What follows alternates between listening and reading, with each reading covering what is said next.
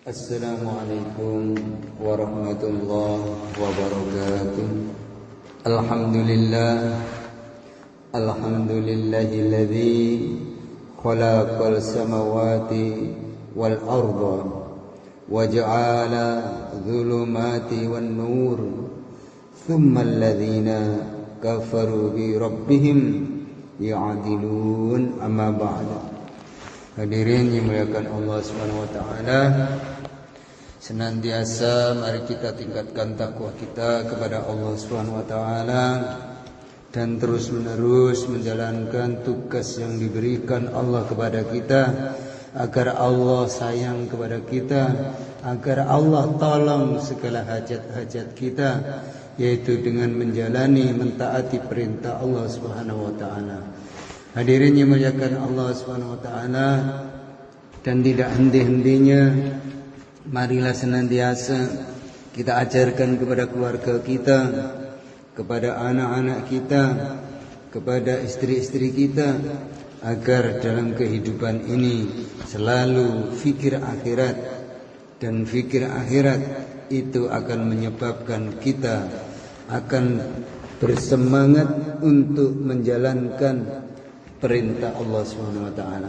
Jemaah yang dirahmati Allah Subhanahu wa taala, pada hari ini kita akan bahas bagaimana supaya kita ini menghadap Allah kematian yang sukses.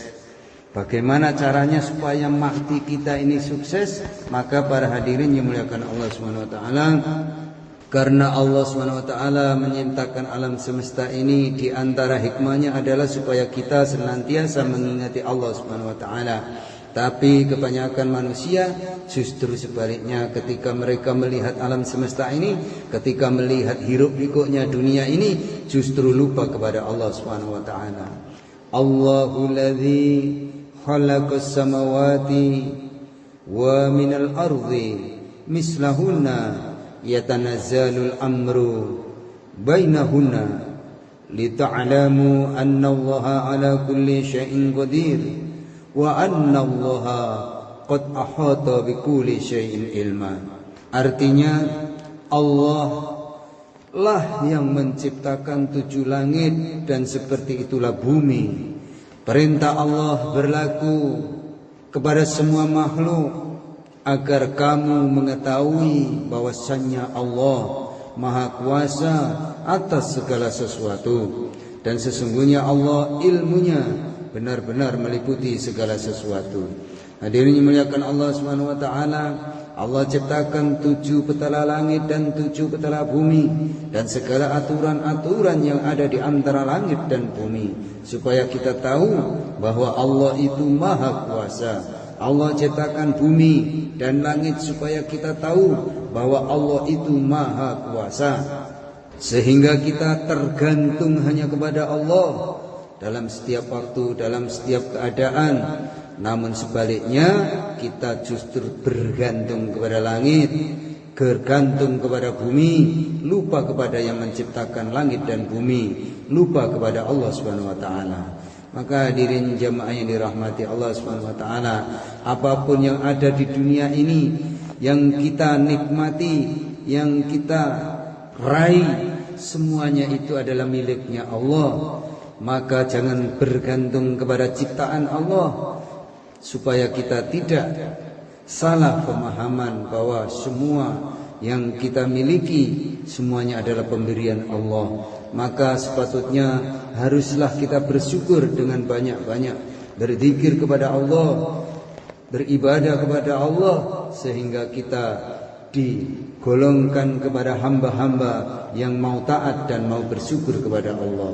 Hadirin yang dimuliakan Allah Subhanahu wa taala, Allah menciptakan dunia ini agar kita ingat kepada akhirat.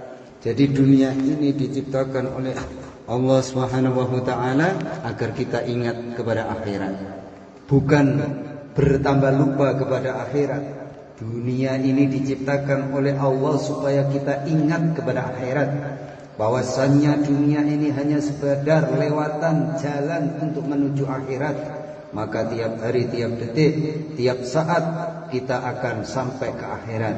Maka hadirin yang dimuliakan Allah Subhanahu wa taala, semuanya harus kita siapkan agar kita nanti di akhirat tidak akan menderita yang selama-lamanya.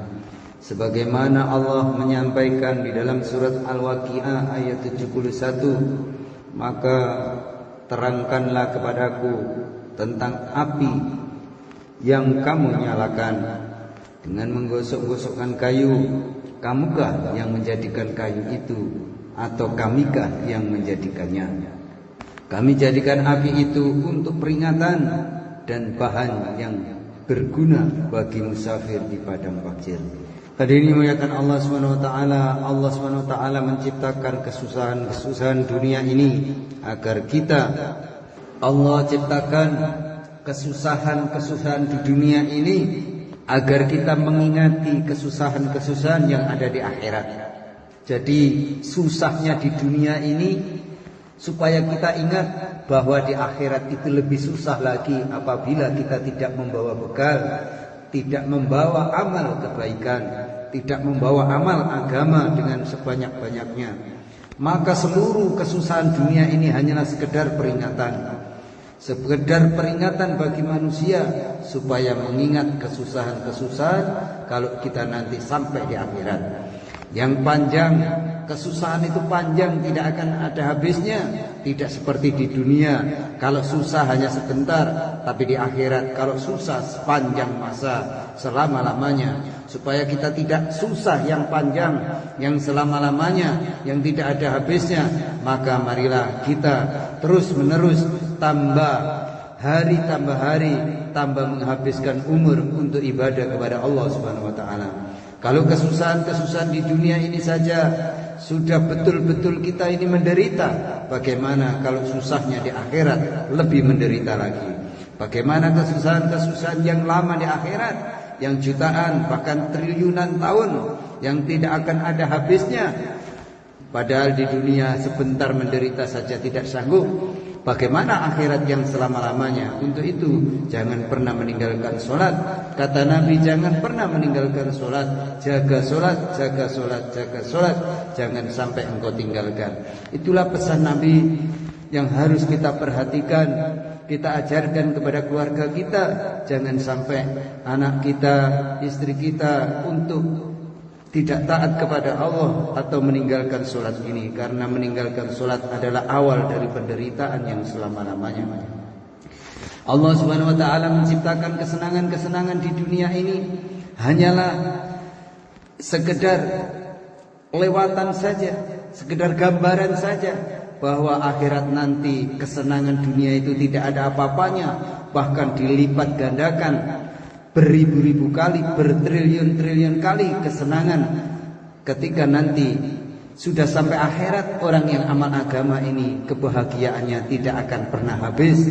Bahkan kebahagiaan itu tidak pernah didapat di dunia, karena di dunia ini hanya setetes air lautan yang dibagi dengan kenikmatan orang yang ada di bumi ini. Yang dibagi 11 miliar manusia itu baru satu tetes kebahagiaan. Bagaimana kalau nanti sampai di akhirat, orang yang membawa amal agama dengan sungguh-sungguh diberikan Allah Subhanahu wa taala kebahagiaan yang tiada tara. Ini yang harus kita yakinkan. Tauhid ini harus kita tancapkan dalam hati keluarga kita, sehingga tidak mampu untuk meninggalkan perintah agama yang dia senangi, yang dia bahagia apabila mereka menjalankan agama, bisa menggunakan waktunya untuk ketaatan kepada Allah Subhanahu wa taala. Bukan supaya kita sibuk dengan kesenangan-kesenangan dunia ini. Jadi kalau kita ini diberi kesenangan dunia, semakin sibuk dengan dunia, bukan itu tujuan Allah Subhanahu wa taala. Kesenangan dunia adalah gambaran kesenangan akhirat ketika kita mau bekerja. Bekerja untuk bahagia di akhirat adalah sholat, sedekah, zikir kepada Allah. Itulah bekal pekerjaan kita, yang dimana rumah-rumah di surga terus dibangun oleh para malaikat ketika kita amal agama. Ketika kita tidak amal agama, maka para malaikat yang ditugaskan untuk membangun rumah-rumah kita di surga akan berhenti. Maka jangan berhenti untuk mengamalkan agamanya Allah ini, agar kita dibuatkan rumah yang indah di surganya Allah Subhanahu wa taala.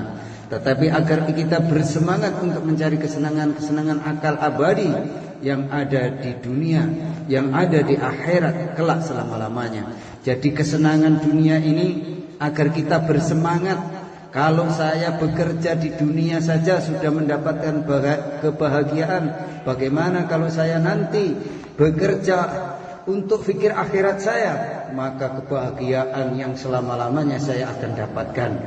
Itulah para jamaah yang dirahmati Allah Subhanahu wa taala, agar kita bersemangat untuk menjalankan sholat ini yang diperintah Allah hanya 5 waktu dalam sehari semalam, 24 jam, hanya sekitar 15 menit waktu.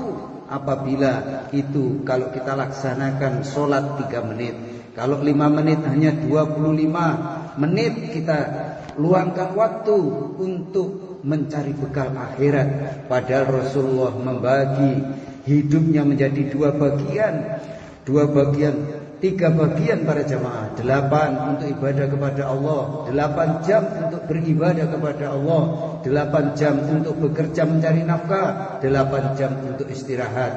Itulah cara hidup Nabi Muhammad SAW, sehingga Rasulullah SAW diberikan keistimewaan oleh Allah Subhanahu wa taala, supaya kita diridhoi, disayang dan diberi keistimewaan oleh Allah Subhanahu wa taala.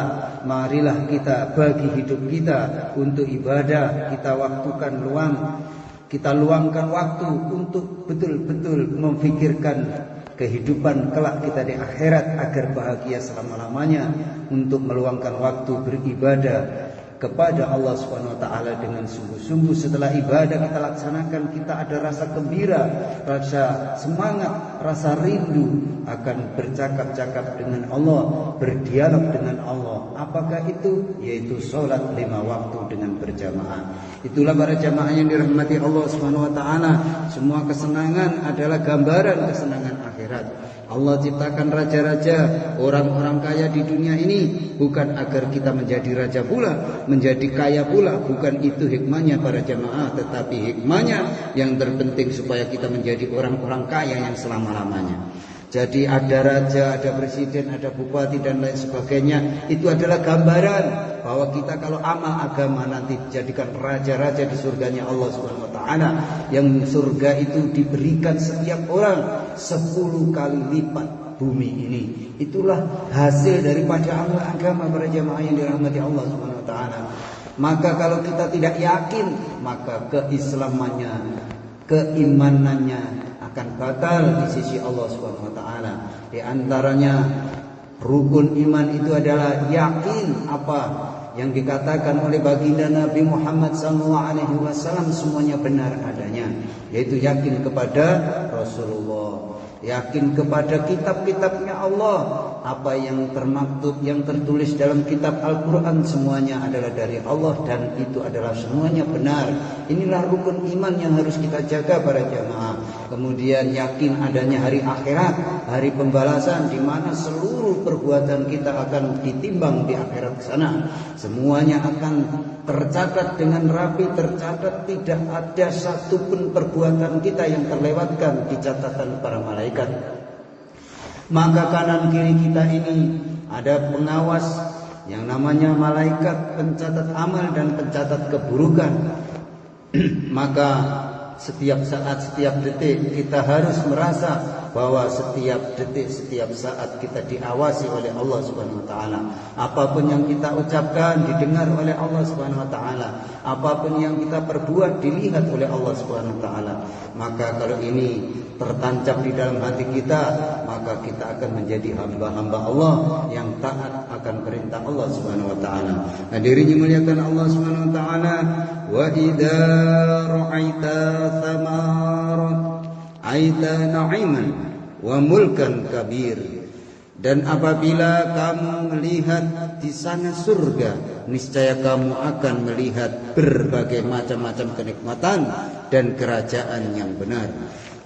Quran surat Al-Insan ayat 20. Jadi kalau kita nanti bisa melihat surga, niscaya kata Allah melihat berbagai macam kenikmatan dan kerajaan. Jadi orang yang amal agama ini akan diperlihatkan surga, berbagai macam kesenangan, dan setiap orang akan diberikan satu kerajaan. Itulah balasan dari Allah Subhanahu wa taala bagi orang-orang yang mengamalkan agama dengan sungguh-sungguh. Maka hadirin dimuliakan Allah Subhanahu wa taala, kalau kita melihat orang-orang mulia di dunia ini bukan supaya kita ikut menjadi mulia di dunia, tetapi untuk usaha kemuliaan yang selama-lamanya, yaitu kemuliaan akhirat. Kemuliaan dunia ini tidak ada apa-apanya setelah pindah ke akhirat, semuanya tidak ada gunanya. Yang ada gunanya adalah amal di sisi Allah Subhanahu wa taala. Allah Subhanahu wa taala menciptakan dunia ini sebagai ujian, sebagaimana Allah berfirman, "Alladzi khalaqal mauta wal hayata liyabluwakum ayyukum ahsanu amala wa huwa ala kulli syai'in qadir wa huwal azizul ghafur." Yang artinya yang menjadikan mati dan yang menjadikan hidup supaya Dia menguji kamu. Jadi mati dan hidup ini Allah menguji manusia.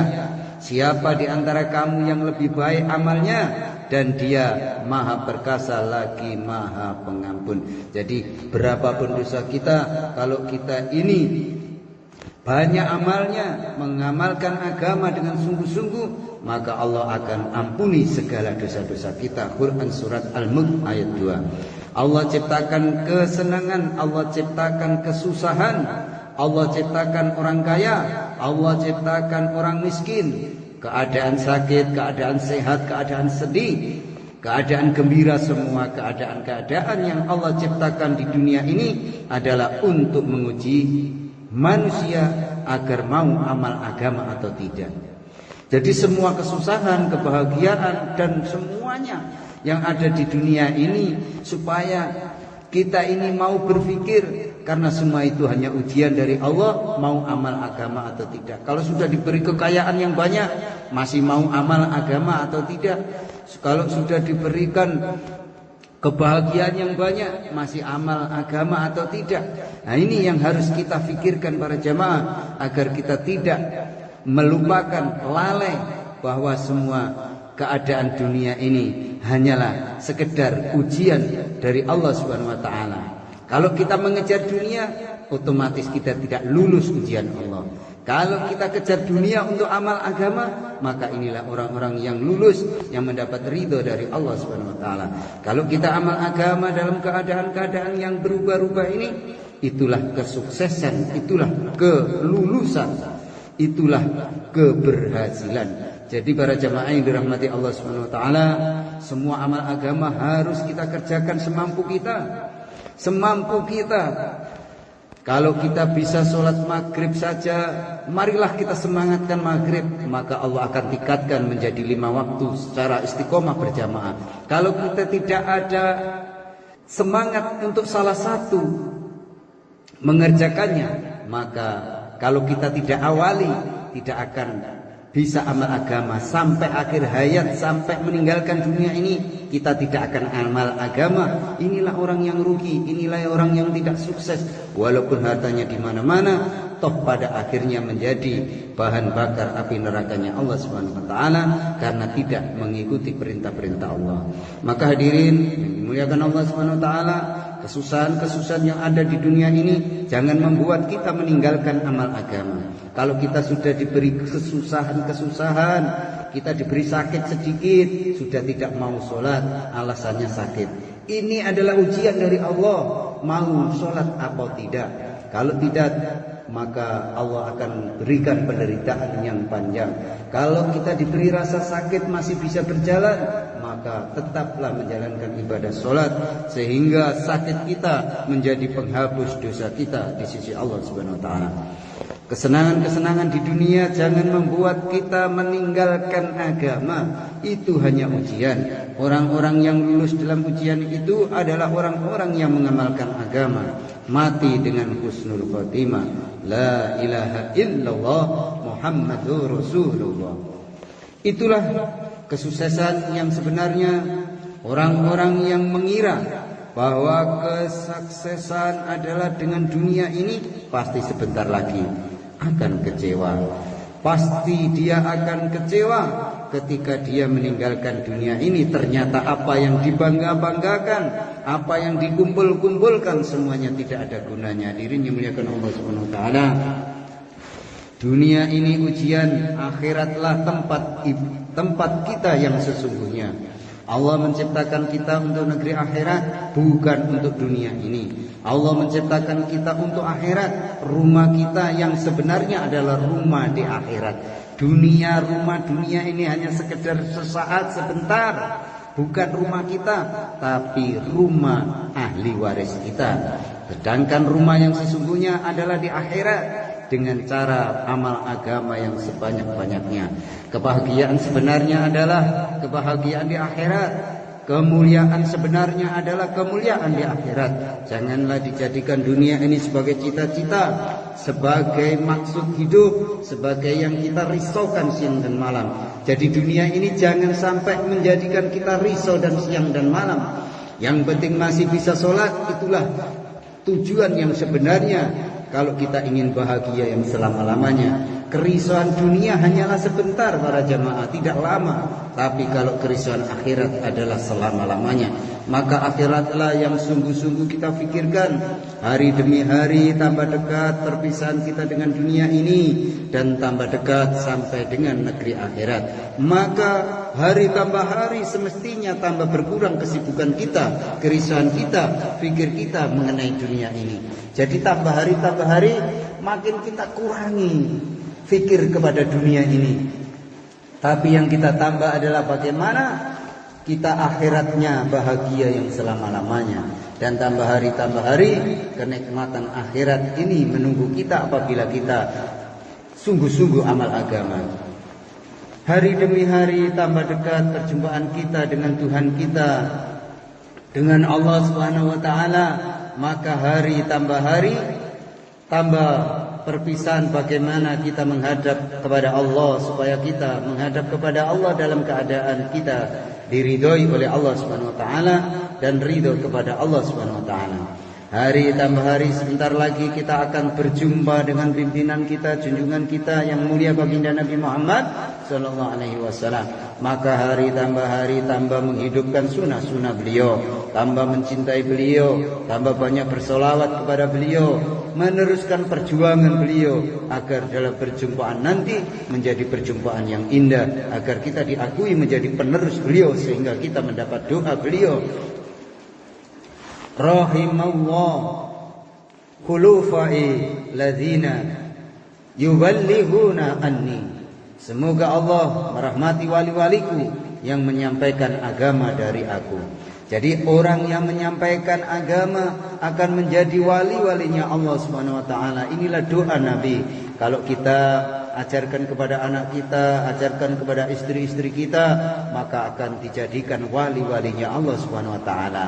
Jadi menyebarkan agama dari rumah kita, dari masjid-masjid, dari majelis-majelis ilmu, itulah akan mendapat doanya Rasulullah sallallahu alaihi wasallam. Hadirin yang muliakan Allah Subhanahu wa taala, dunia ini ujian. Mulai kita umur 15 tahun, mulai kita akil balik, diuji terus-menerus siang dan malam. Ujian terakhir ketika sakratul maut. Kita di dunia diuji, dilihat oleh Allah Subhanahu wa taala, dicatat oleh para malaikat, dan sebentar lagi akan diumumkan di padang mahsyar. Fulan bin Fulan telah berhasil menghabiskan umurnya istiqomah dalam agama, dia akan sukses selama-lamanya. Itulah kalau orang selalu mengamalkan agama, ketika di padang mahsyar akan diumumkan, inilah orang-orang yang istiqomah dalam agama, orang-orang yang sukses yang selama-lamanya. Fulan bin Fulan telah gagal dalam kehidupannya, telah gagal dalam ujiannya, dia tidak amal agama yang diridhoi Allah dan dia akan celaka selama-lamanya.